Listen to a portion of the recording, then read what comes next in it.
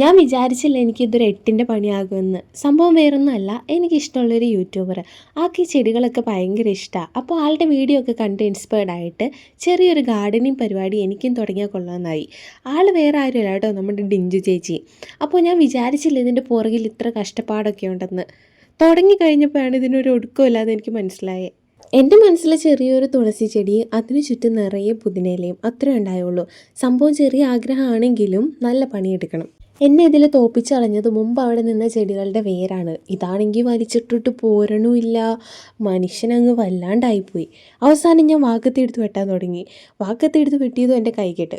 എൻ്റെ കൈയുടെയൊക്കെ പകുതി നീളമുള്ള വേരാണ് കേട്ടോ അടിയിലേക്ക് പടർന്നു പിടിച്ച് പോയേക്കുന്നത്. ചെടിയൊക്കെ ഇത്ര സ്ട്രോങ് ആയിട്ട് നിൽക്കുന്നത് അതിൻ്റെ വേരുകളൊക്കെ ഇങ്ങനെ താഴത്തേക്ക് ഇങ്ങനെ ആഴ്ന്നിറങ്ങി പോകുന്നതുകൊണ്ടാണ്. അവസാനം ഞാനത് വലിച്ച് പറക്കി എടുത്തു. അപ്പോഴാണ് എനിക്കൊന്ന് ശ്വാസം നേരിട്ടത്. കണ്ടോ ഈ സാധനം, ഇതിൻ്റെ അടിയിൽ ഇനിയും വേരുകളുണ്ട് കേട്ടോ. എന്തായാലും ആ പണി ഞാൻ അവിടെ വെച്ചങ്ങോട്ട് നിർത്തി.